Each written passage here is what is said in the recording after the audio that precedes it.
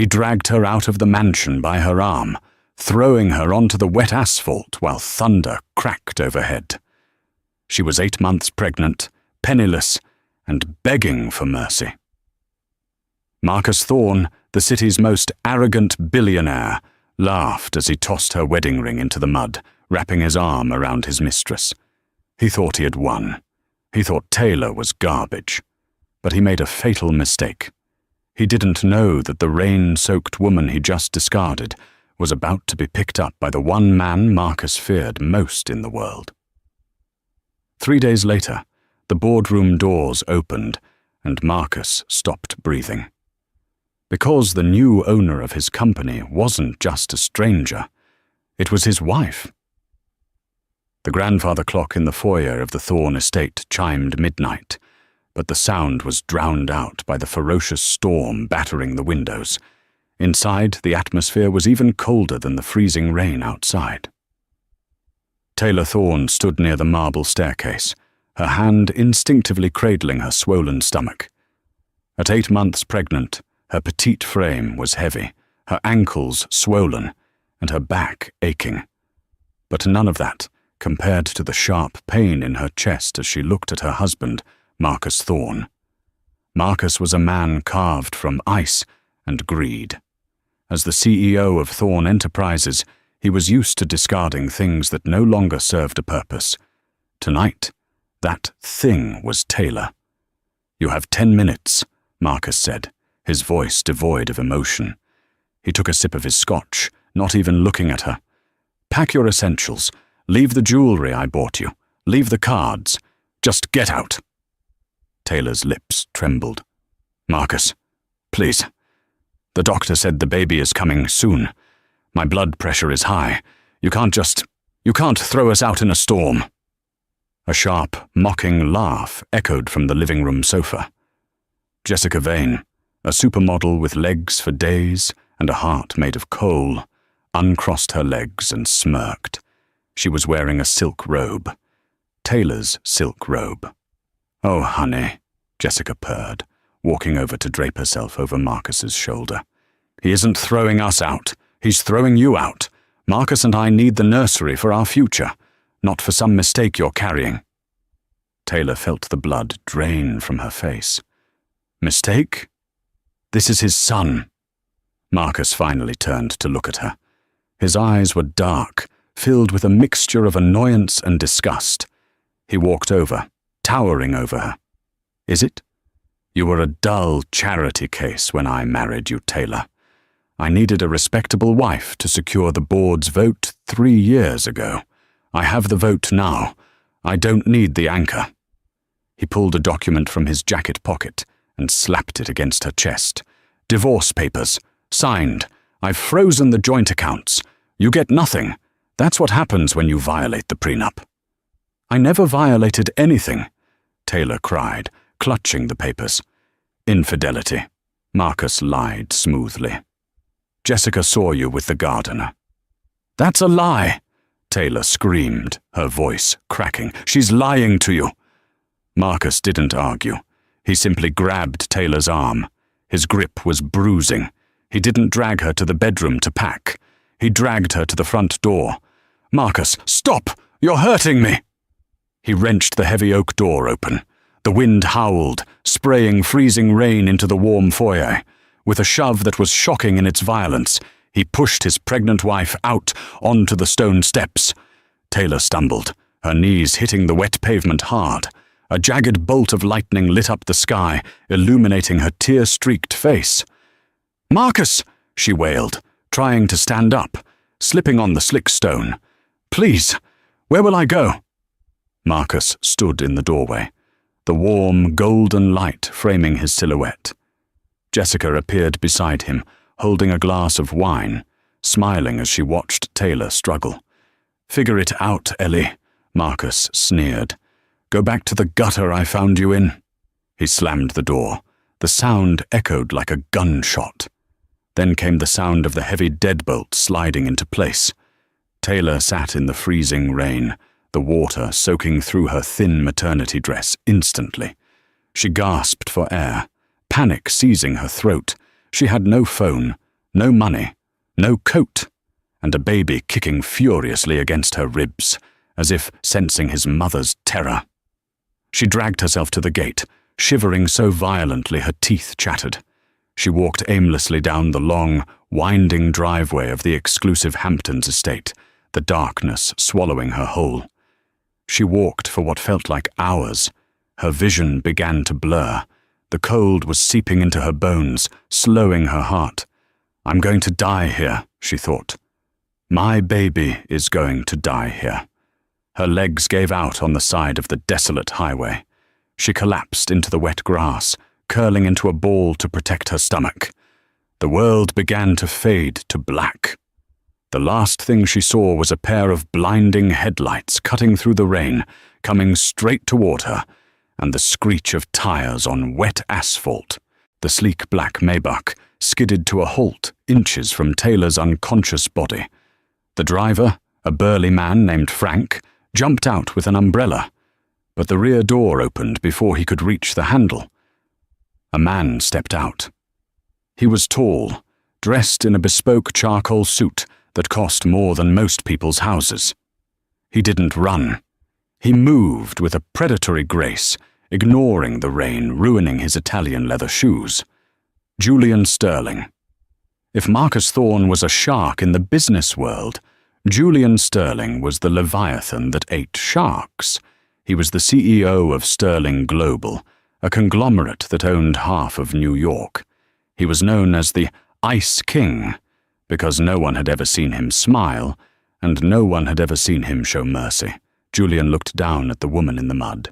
He saw the bruising on her arm, the soaked dress, and the undeniable curve of her pregnancy. "Is she dead?" Frank asked, rushing over. Julian crouched down, checking her pulse. His fingers were warm against her freezing skin. "No, but she's hypothermic. Help me get her into the car. Careful with her stomach." Julian, a man who never touched anyone, a man who famously hated physical contact, scooped Taylor up into his arms. She was dangerously light, despite the pregnancy. Inside the warm, leather-scented interior of the Maybach, Julian stripped off his suit jacket and wrapped it around her. "Hospital?" Frank asked, looking in the rearview mirror. Julian looked at the woman's face. It was pale, blue-lipped, but hauntingly beautiful. He recognized her. Not personally, but he knew the face. This was Taylor Thorne, the wife of Marcus Thorne, the man Julian was currently in the process of hostilely acquiring. A dark, calculating look crossed Julian's eyes. This wasn't just a rescue, this was leverage. But as Taylor whimpered in her sleep, clutching his shirt, something shifted in Julian's chest, a protective instinct he hadn't felt in decades. "No," Julian said, his voice deep and resonant. "Take us to the penthouse. Call Dr. Aris, tell him to meet us there immediately, and get a private investigation team on Marcus Thorne. I want to know why his wife is dying on the side of the road at 1 a.m. 2 days later, Taylor woke up. She wasn't on the wet pavement. She was lying in a bed that felt like a cloud, covered in silk sheets that smelled of sandalwood and rain. The room was massive, with floor-to-ceiling windows overlooking the Manhattan skyline. She sat up, gasping, her hands flying to her stomach. "He's fine," a voice came from the corner of the room. Taylor froze. Sitting in a leather wingback chair was a man reading a financial newspaper. He lowered the paper, revealing piercing grey eyes and a jawline sharp enough to cut glass. Who are you?" Taylor whispered. "Julian Sterling," he replied, standing up. He walked over to the bed, pouring a glass of water from a crystal carafe. "Drink?"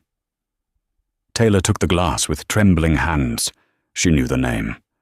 Everyone knew the name. Julian Sterling was the most powerful man on the East Coast. "Why am I here?" she asked. "Because my driver almost ran over you," Julian said flatly. "And because your husband left you to die." Taylor flinched at the mention of Marcus. The memories came flooding back. The humiliation, the cold, the laughter of the mistress. She put the water down and covered her face, sobbing quietly. Julian didn't comfort her with empty words. He waited. When her sobbing subsided, he handed her a tablet. "Watch," he said. Taylor looked at the screen. It was a live news broadcast. Marcus Thorne was standing at a podium, Jessica Vane by his side. "It is with a heavy heart that I announce my wife, Taylor, has chosen to leave our home due to her personal struggles with mental health," Marcus told the cameras, looking devastatingly sad. "She has disappeared and we are worried. We ask for privacy." "He's lying!" Taylor screamed at the screen. "He threw me out." "I know," Julian said. He took the tablet back. "He's controlling the narrative. He's painting you as unstable so that when you try to claim alimony or child support, no judge will believe you.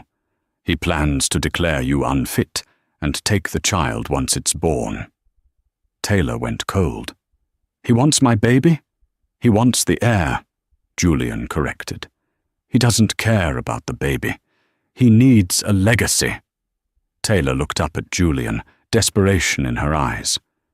"Mr. Sterling, please, I have nothing. I can't fight him. He's a billionaire." Julian leaned in, placing his hands on the bed rails, boxing her in. His eyes locked onto hers. "He is a billionaire, yes. But I am the one who signs his paychecks. He just doesn't know it yet. My company secretly bought the majority shares of Thorne Enterprises this morning." Taylor's eyes widened. "I have a proposition for you, Taylor," Julian said, his voice dropping to a low, dangerous growl. "I need a wife. My board of directors is pressuring me to settle down, to improve my public image before I launch my political campaign. You need protection, and you need revenge." He reached into his pocket and pulled out a ring. It wasn't just a diamond. It was a rare, blue diamond worth more than the entire Thorne estate. "Marry me," Julian said. "Not for love, for power. Marry me, and tomorrow we will walk into Thorne Enterprises. You won't just be his ex-wife. You will be the wife of the chairman. You will be his boss."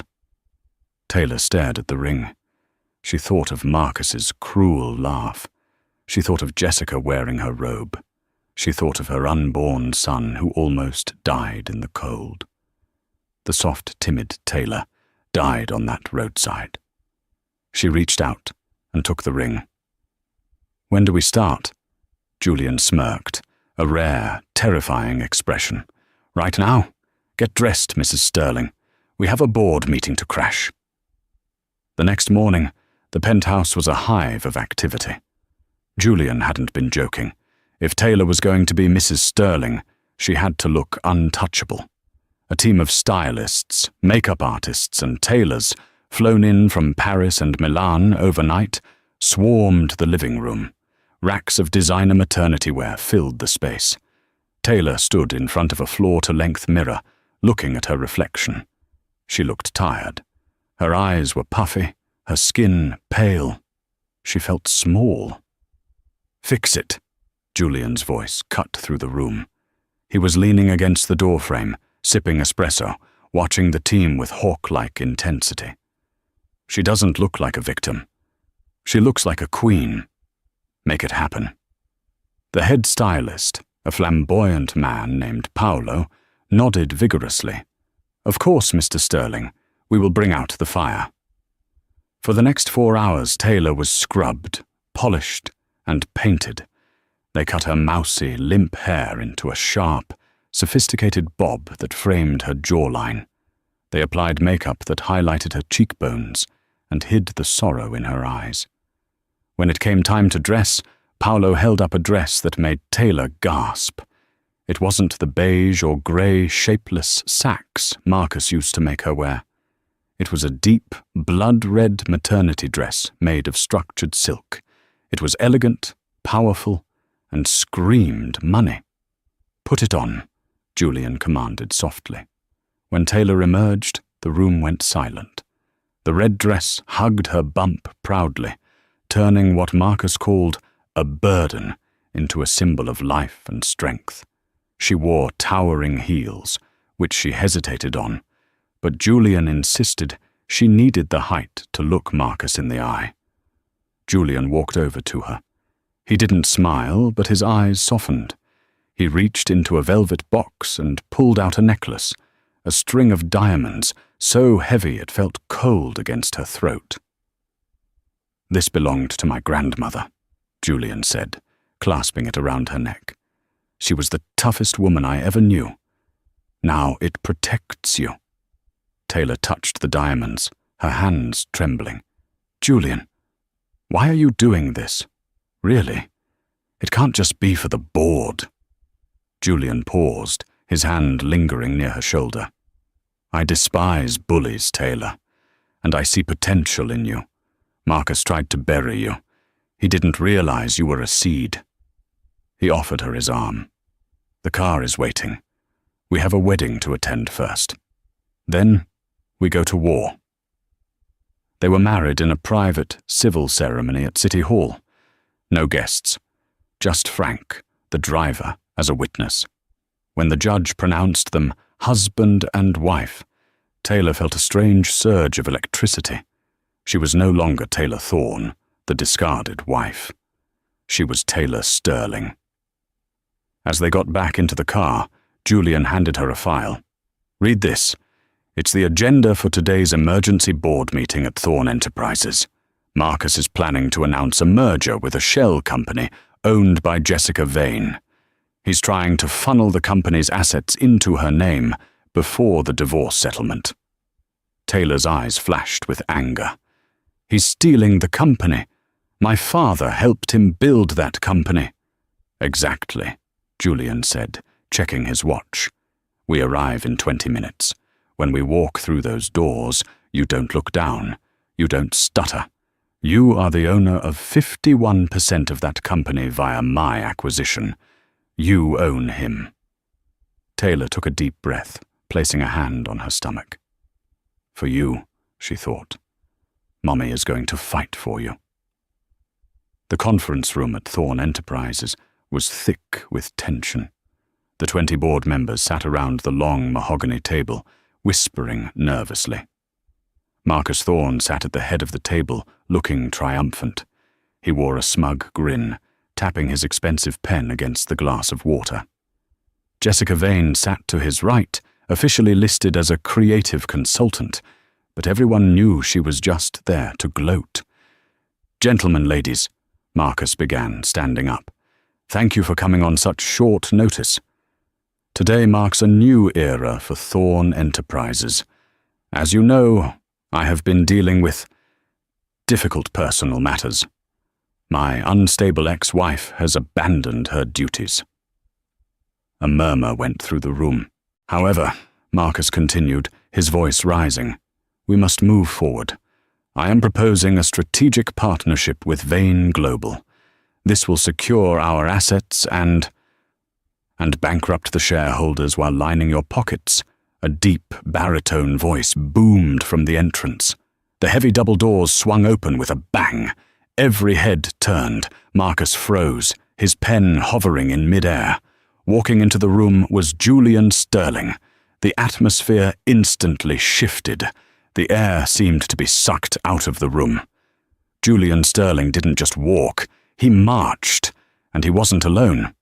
Walking beside him, her arm looped through his, was a woman in a stunning blood-red dress. She looked radiant, fierce, and utterly terrifying. It took Marcus a full 10 seconds to recognize her. "Taylor," he choked out, his face losing all color. Jessica dropped her phone. What? What is she doing here? And why is she with him?" Taylor didn't say a word. She walked alongside Julian until they reached the head of the table. Julian pulled out the chair directly opposite Marcus, the chair reserved for the chairman of the board. He didn't sit. He gestured for Taylor to sit. She sat down gracefully, smoothing her dress over her stomach, staring dead at Marcus. "You can't be in here," Marcus shouted, recovering from his shock. "Security! Get this woman out of here. She's trespassing." "Sit down, Marcus," Julian said. His voice wasn't loud, but it carried the weight of a sledgehammer. "If anyone is trespassing, it's you." "Excuse me." Marcus laughed nervously. "This is my company. You're Julian Sterling. I know who you are, but you have no business here." Julian signaled to his assistant, who was handing out folders to every board member. "Actually," Taylor spoke up. Her voice was steady, clear, and colder than ice. "He does. As of this morning, Sterling Global acquired all outstanding debt and 51% of the voting shares of Thorn Enterprises." The boardroom erupted in chaos. The board members were flipping through the papers, gasping. This is legit," one member stammered. "Sterling owns the majority." Marcus looked like he was going to vomit. "That's impossible. I have the controlling interest." "You had," Taylor corrected, a small, dangerous smile playing on her lips. "Until you leveraged your shares to buy that yacht for Jessica last month. You defaulted on the loan terms. The bank sold the debt. Julian bought it." Taylor leaned forward, locking eyes with the man who had thrown her into the rain 3 days ago. "So technically, Marcus, I'm your boss." "You?" Marcus spat, pointing a shaking finger at her. "You're nothing. You're a pathetic, pregnant charity case. Julian, look at her. She's carrying my bastard child." The room went deadly silent.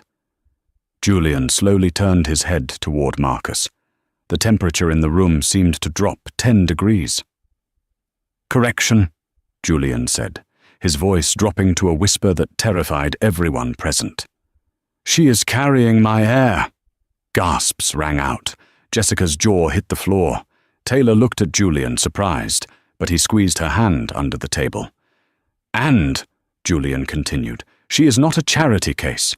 She is Mrs. Taylor Sterling. My wife." "Wife?" Jessica shrieked, standing up. "You married her. She's a whale. She's ugly. She—" "Another word," Julian cut in, staring at Jessica with eyes like dead sharks.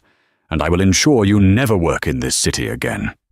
In fact, looking at these financials, it seems you've been using company funds for personal vacations."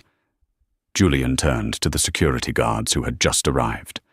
"Security," Julian commanded. "Escort Mr. Thorne and Ms. Vane out of the building. They are suspended, pending an embezzlement investigation." "You can't do this to me!" Marcus screamed as 2 guards grabbed his arms. "I built this company. Taylor! Taylor, stop them! I'm the father of your child!" Taylor stood up slowly. She walked over to where Marcus was being held. She looked down at him, her hand resting on her belly. "You lost the right to be a father when you threw us out in the storm," she whispered, loud enough for only him to hear. "Enjoy the gutter, Marcus. I hear it's cold this time of year." "Get him out of my sight," Taylor commanded the guards. As Marcus and Jessica were dragged out, kicking and screaming, the boardroom fell silent. Taylor turned to the stunned board members. "Now," she said, her voice commanding the room, "shall we discuss the actual future of this company?" For the first time in her life, Taylor felt powerful, but she didn't see the dark look in Marcus's eyes as he was dragged away. This wasn't over. Marcus Thorne was a desperate man, and desperate men did dangerous things. 3 weeks had passed since the boardroom coup, and the media storm was relentless. The headlines had shifted from "Billionaire divorces pregnant wife" to "The Pregnant Phoenix," how Taylor Sterling rose from the ashes. Taylor sat in the corner office that used to belong to Marcus. It looked different now. The dark, oppressive mahogany furniture had been replaced with modern glass and warm cream tones. Fresh flowers, white lilies, her favorite, arrived every morning, a silent delivery from Julian's office across town. She placed a hand on her stomach. The baby was due any day now. Her ankles were swollen, her back throbbed, and the stress of cleaning up Marcus's financial mess was immense. He had left Thorn Enterprises in shambles, riddled with illegal debts and shell companies. "You should be resting," a voice came from the doorway. Taylor looked up to see Julian. He wasn't wearing his usual armor of a three-piece suit. Today, he wore a black turtleneck and dark trousers, looking less like a CEO and more like a tactical commander. He walked in, closing the door behind him. "I can't rest," Taylor sighed, rubbing her temples. Marcus signed a contract with a logistics hub in the chaotic industrial district. The safety reports are missing. If I don't inspect it today, the union strikes tomorrow. Julian frowned, walking over to her desk. He placed a warm hand on her shoulder, his thumb rubbing the tension knot in her neck. The touch sent a jolt of warmth through her. Their marriage was supposed to be a contract, revenge and protection, but in the quiet moments at the penthouse, eating late-night takeout or watching movies, the lines had blurred. Julian was fiercely protective, and Taylor found herself leaning on him more than she ever intended. "I'll go," Julian said. "You stay here." "No." Taylor stood up, albeit slowly. "They need to see me. They need to know the new owner isn't afraid to get her hands dirty. I need to prove I'm not just Marcus's ex-wife." Julian studied her face for a moment, seeing the steel in her eyes. He nodded once. "Fine. But I'm coming with you." And Frank drives. The logistics hub was a cavernous warehouse on the outskirts of the city, filled with the screech of metal on metal and the smell of diesel. It was a place of hard hats and heavy machinery. The foreman, a sweaty man named Miller, met them at the entrance.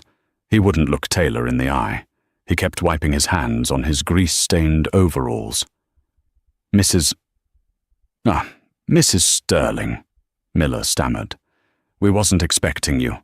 The machines are running hot today." "That's why I'm here, Mr. Miller," Taylor said, her voice projecting over the noise. She wore a white hard hat and a high-visibility vest over her maternity dress.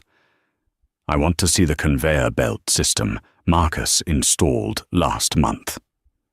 Miller's eyes darted to the catwalks above them. It's not safe up there, ma'am. Maybe we do this in the office." "I'll be fine," Taylor said, stepping onto the warehouse floor. Julian stayed glued to her side, his eyes scanning the shadows. He didn't like this. His instincts, honed by years of corporate warfare, were screaming. As they walked down the central aisle, surrounded by towering stacks of shipping crates, Taylor noticed the workers were unusually quiet. They weren't working. They were watching. "Mr. Miller," Julian said, his voice cutting through the air, "why is the safety override on the overhead crane disabled?" Miller froze. I don't know what you mean." "The light is red," Julian pointed up. "That crane is holding 5 tons of steel and the safety lock is off." Suddenly, a metallic clang echoed from the catwalks high above. Taylor looked up just in time to see a shadow move, a figure in a dark hoodie sprinting away. Then, a terrible groaning sound filled the air. The massive cable holding the suspended steel crate snapped. "Taylor!" Julian didn't think. He didn't hesitate. He lunged at her. He wrapped his arms around her body, shielding her stomach with his own torso, and threw them both to the side, behind a stack of concrete barriers. Crash. The sound was deafening. The ground shook as if a bomb had gone off. Dust and debris exploded outward, filling the air with a choking grey cloud. The crate had landed exactly where Taylor had been standing a second ago. If Julian hadn't moved, she would have been flattened. Silence followed, broken only by the settling dust and Taylor's coughing. "Taylor!" "Ellie!" Julian's voice was ragged. He was hovering over her, his body forming a protective cage. "Are you hurt?" "The baby?" Taylor was shaking, her eyes wide with terror. She clutched his arms. I'm okay. I think I'm okay." Julian looked up, his face transforming into a mask of pure, unadulterated rage. Blood trickled down his temple where a piece of debris had struck him, but he didn't feel it. He stood up, helping Taylor gently to her feet, then turned to Miller. The foreman was cowering near a forklift, looking at the destroyed crate with horror. Julian walked over to him. He moved so fast Miller didn't have time to run. Julian grabbed the man by the collar of his overalls and slammed him against the forklift. "Who?" Julian roared, his voice echoing through the silent warehouse. "Who paid you?" I didn't know," Miller blubbered, tears streaming down his face mixed with grease. "He said it would just scare her. He said no one would get hurt." "Who?" Julian tightened his grip, lifting the man off his feet. "Thorne," Miller screamed. "It was Marcus Thorne. He met me last night. He gave me 50 grand to cut the cable. He said if she was dead, he'd get the company back." Taylor gasped, her hands covering her mouth. Marcus hadn't just tried to sabotage her reputation. He had tried to kill her. He had tried to kill his own unborn child just to get his money back. Julian dropped Miller like a sack of garbage. He turned to his head of security, who was running toward them with guns drawn. "Arrest him," Julian commanded, pointing at Miller, "and lock down the city. I want Marcus Thorne found. If he tries to leave New York, burn him down." Julian turned back to Taylor. The rage in his eyes vanished, replaced by a desperate fear. He scooped her up into his arms, ignoring her protests. "We're going to the hospital," he stated. "Right now."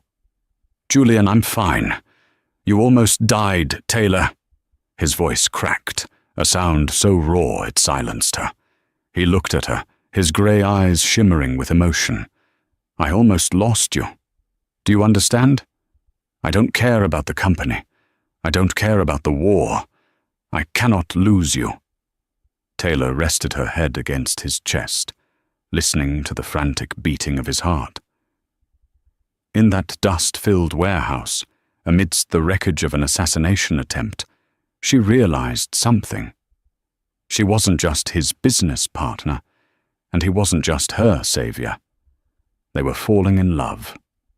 The attempt on Taylor's life changed everything. Julian went into total lockdown mode. The penthouse became a fortress. He hired ex-Mossad agents to stand guard at the elevator, the lobby, and even the fire escape. Marcus Thorne was officially a fugitive. The police had issued a warrant for attempted murder. But Marcus had vanished. His accounts were frozen, his assets seized. But a desperate man with connections to the criminal underworld could hide for a long time. 2 weeks passed.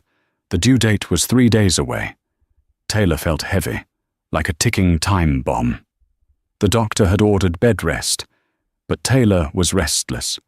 She paced the living room of the penthouse, looking out at the rain-slicked city. "You're pacing again," Julian said from the sofa. He was working on his laptop, but his eyes followed her every move. "I feel useless," Taylor complained. "I'm trapped in a glass cage." "You're safe," Julian corrected.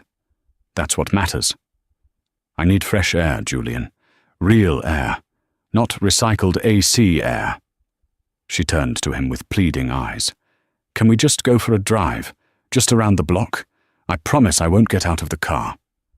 Julian hesitated. He hated the idea of her leaving the penthouse, but he saw the toll the confinement was taking on her. She looked pale and depressed. "Fine," he relented, closing his laptop. "Frank will bring the armored SUV. We do 1 loop around Central Park and we come back.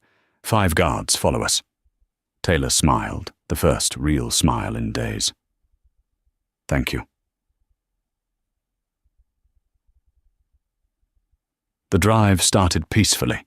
The rain drummed rhythmically against the bulletproof glass of the SUV.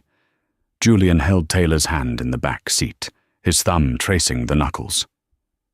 "When the baby comes," Julian said softly, looking out the window, "I was thinking, we should name him after your father, Robert." Taylor squeezed his hand, tears pricking her eyes. "I'd like that. Robert Julian Sterling." Julian looked at her, surprised. "You want to give him my name?" "You saved him," Taylor whispered. "You're more of a father to him than Marcus ever was." The moment was perfect, peaceful. Then chaos erupted. As they turned a quiet corner near the park's west entrance, a heavy garbage truck smashed into the lead security car, crushing it instantly. "Ambush!" Frank yelled, slamming on the brakes.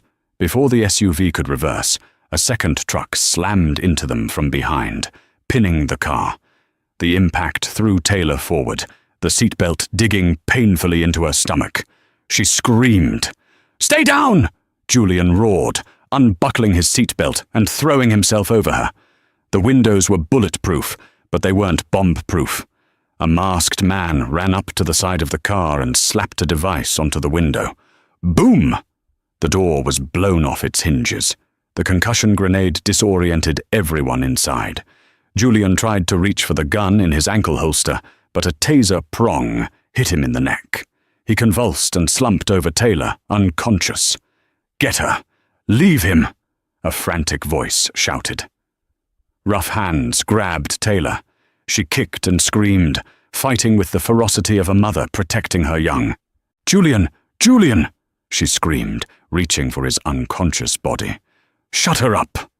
A cloth soaked in chloroform was pressed over her face. She held her breath, trying to fight it, but the darkness clawed at the edges of her vision. The last thing she saw was Julian lying on the floor of the car, bleeding from the head as the rain poured in. Taylor woke up to the smell of rust and rotting fish. She was tied to a wooden chair. Her hands were bound behind her back, and her ankles were taped to the chair legs. Pain radiated through her lower back, sharp, rhythmic, cramping pain. She groaned, lifting her head. She was in an old boat shed. Water lapped against the wood beneath the floorboards. "Finally," a voice sneered from the shadows. Marcus Thorne stepped into the light of a hanging bulb. He looked terrible. His expensive suit was torn and dirty. He hadn't shaved in weeks, and his eyes were wild, bloodshot and twitching. He held a revolver loosely in his hand. Behind him stood Jessica Vane, but she didn't look like the arrogant supermodel anymore. She was shivering, hugging herself, looking terrified of Marcus. "Marcus!" Taylor gasped. "Let me go, the baby.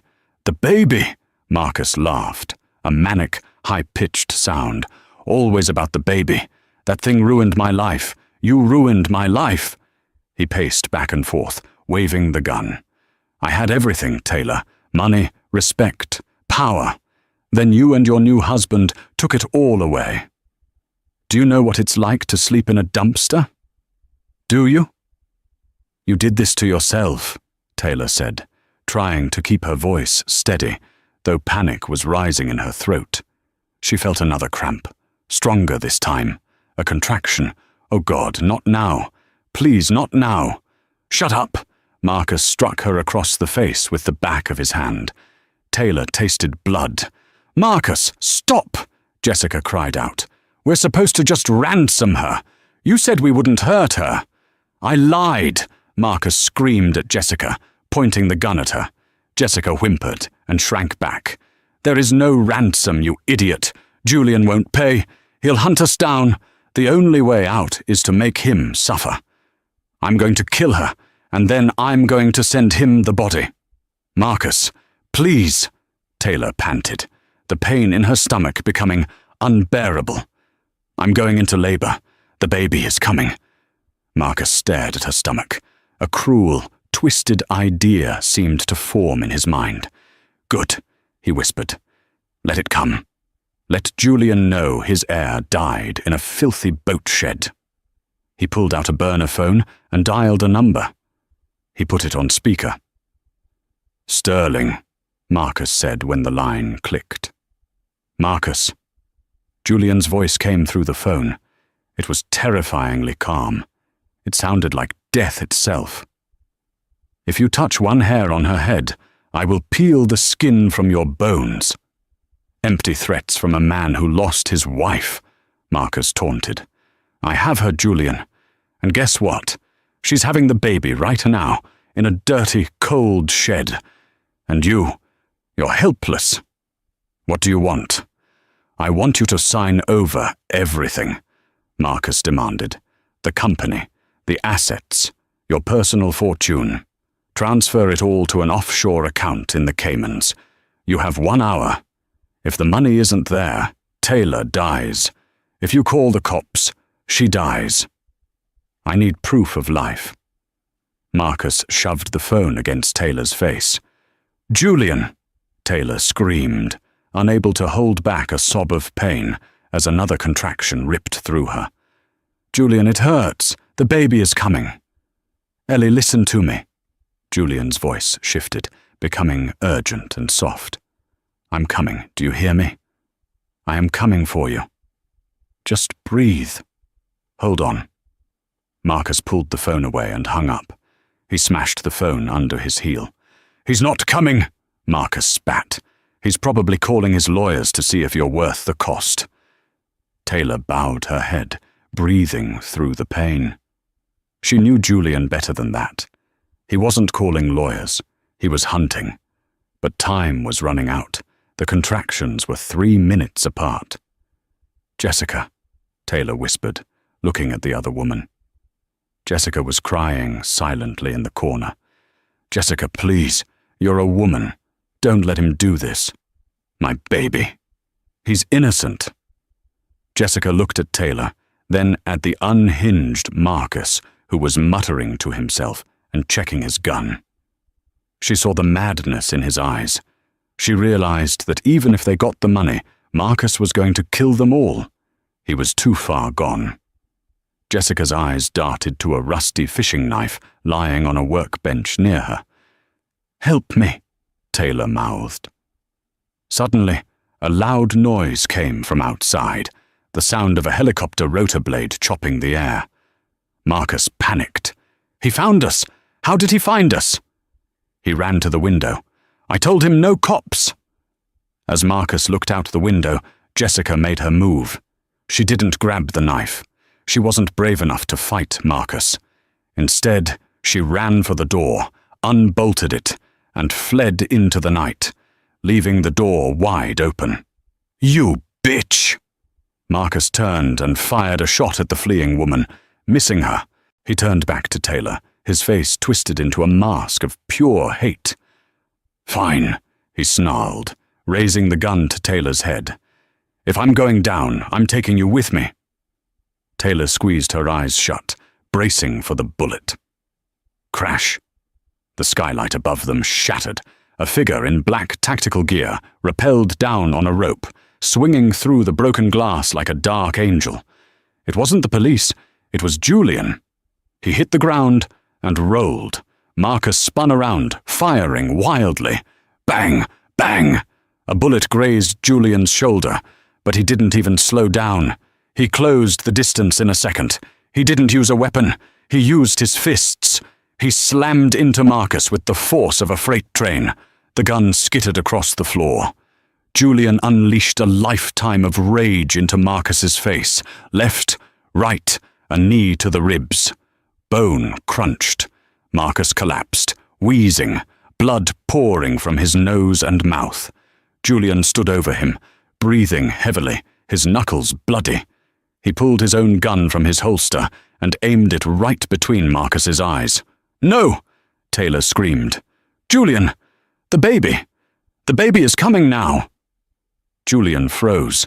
He looked at Marcus, who was unconscious and broken, then at his wife, who was writhing in pain. He holstered his gun. Marcus wasn't worth the time. Taylor needed him. He rushed to her, cutting the ropes with a knife from his belt. "I've got you," he gasped, catching her as she slumped forward. I've got you, Ellie. Julian.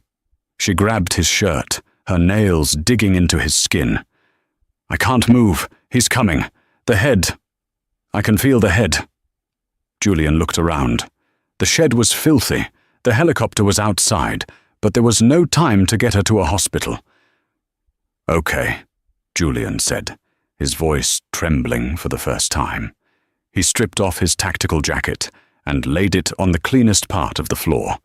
He lifted her onto it. Okay, we do this here. You and me. I'm scared, Taylor sobbed. Julian took her hand, kissing her sweat-drenched forehead. Look at me. You are the strongest woman I know. You survived him. You survived the storm. You can do this. Push, Taylor. Push! As the police sirens wailed in the distance and the storm raged outside, a new sound filled the boat shed. A cry. A loud, healthy, piercing cry of a newborn baby. Julian lifted the tiny, slippery bundle into the air. He was crying, tears streaming down his face, mixing with the blood and grime. It's a boy, Julian whispered, his voice breaking with joy. Ellie, look, it's our son. He placed the baby on Taylor's chest.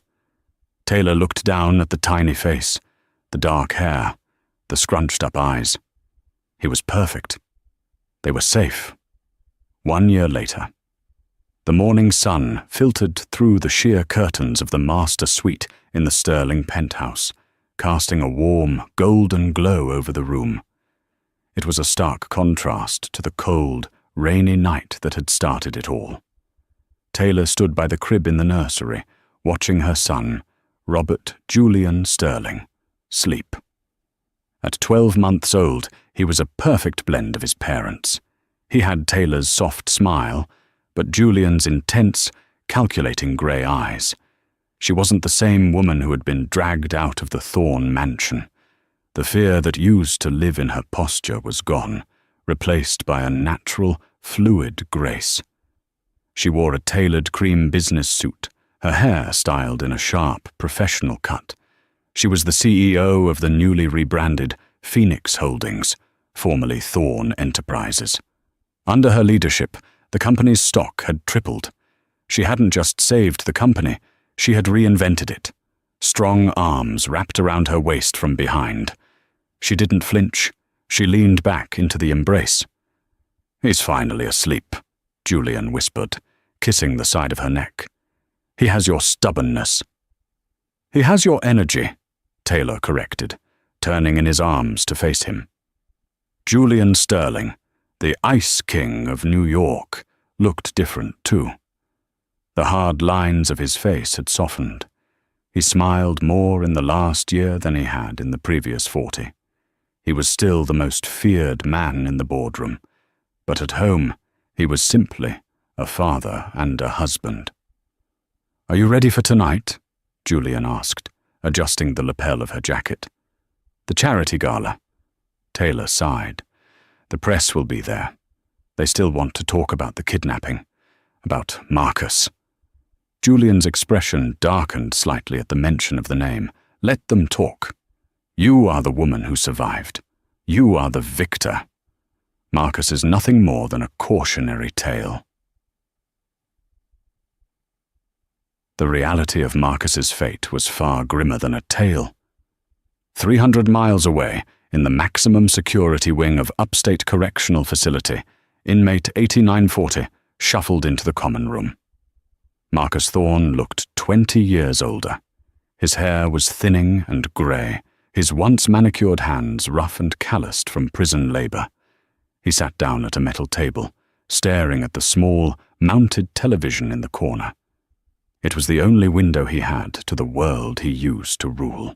On the screen, a news channel was broadcasting live from the Met Gala red carpet. And here comes the power couple of the decade, the reporter gushed. Taylor and Julian Sterling. Taylor is wearing a custom gold gown, looking absolutely radiant. It's hard to believe that just a year ago, she was involved in one of the most high-profile kidnapping cases in state history.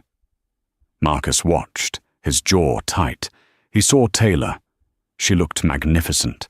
She looked untouchable. She was laughing at something Julian whispered in her ear. She was wearing the diamonds Marcus had once told her were too good for her. "Hey, old man." A younger inmate shoved Marcus's shoulder. "Move it. I want to watch the game." "That's my wife," Marcus muttered, pointing a shaking finger at the screen. "That was my company." The inmates laughed. "Yeah, right, Thorne. And I'm the Queen of England." "Move." Marcus was shoved off the bench. He fell to the cold concrete floor, scraping his elbow. As he looked up, he saw Jessica Vane on the screen, but not on the red carpet. The news segment had cut to a "Where are they now?" feature. Jessica had testified against Marcus to cut a plea deal. She avoided prison time, but was sentenced to 5 years of probation and community service. The footage showed her wearing an orange vest, picking up trash on the side of the Jersey Turnpike. She looked miserable, her beauty faded by bitterness and hard labor. Marcus closed his eyes. He had tried to destroy Taylor to save his ego. Instead, he had forged her into steel and locked himself in a cage. The realization was a heavier weight than any prison sentence. Back at the gala, the flashbulbs were blinding. Taylor stood at the podium, looking out at the sea of New York's elite. Julian stood just off stage, his eyes never leaving her. He was her shadow, her protector, her partner. "Mrs. Sterling," a reporter shouted from the front row, "you've been through hell and back. You were betrayed, destitute, and nearly killed. What is your message to women who feel like they have no hope?" The room went quiet. Taylor touched the microphone. She thought back to the rain, to the mud, to the moment the door slammed in her face. She thought about the boat shed and the moment Julian rappelled through the skylight like a guardian angel. "My message," Taylor said, her voice clear and resonant, "is that rock bottom is a foundation. When I was thrown out into the storm, I thought my life was over. I thought my value was defined by the man who held the deed to my house." She looked over at Julian and smiled, a genuine love-filled smile. "But I learned that a storm doesn't just destroy, it clears the path. It reveals who is standing by your side when the sky falls. I didn't return to this life as a victim. I didn't return just as a wife. I returned as a CEO, as a mother, and as a survivor." She paused, her eyes hardening slightly as she looked into the camera lens, knowing somewhere Marcus might be watching. To anyone who thinks they can discard a human being like trash, remember this: the trash you throw out today might just buy the company you work for tomorrow. The crowd erupted in applause. It was a standing ovation. Later that night, back at the penthouse, the noise of the city was muffled by the thick glass. Taylor stood on the balcony, wrapped in Julian's tuxedo jacket, looking at the skyline. Julian joined her, handing her a glass of sparkling water. "You were incredible tonight," he said. "I was honest," she replied. She leaned her head on his shoulder. "Julian." "Thank you. For stopping the car that night, for not driving past." Julian turned her around, cupping her face in his hands, the city lights reflected in his eyes. "I didn't save you, Taylor," he said fiercely. "I just gave you a ride. You saved yourself, and in doing so, you saved me. I was a ghost in this penthouse before you arrived. You and Robert. You made me alive." He kissed her, deep and slow, a promise of a lifetime of protection and partnership. The storm had passed, the rain had stopped, and Taylor Sterling, the woman who had been kicked out into the cold, was finally, truly home. And that is the incredible story of Taylor and Julian. From a rainy roadside rejection to the pinnacle of power, Taylor proved that the best revenge isn't just surviving, it's thriving. Marcus learned the hard way that when you treat people like they are nothing, you might just be creating the very enemy who will take everything from you. It's a reminder that no matter how dark the storm gets, there is always a way back up, especially if you have the courage to fight for your own worth. So what did you think? Did Marcus get the punishment he deserved in that prison cell, or should he have suffered more? And would you have forgiven Jessica for her role in the betrayal? Let me know your thoughts in the comments below. I read every single one. If you enjoyed this story of justice, romance, and sweet revenge, please smash that like button. It really helps the channel grow. And if you haven't already, hit subscribe and ring the bell so you never miss a new story. We have a crazy thriller coming up next week that you won't want to miss. Thanks for watching, and remember, be careful who you step on today. They might be your boss tomorrow. See you in the next video.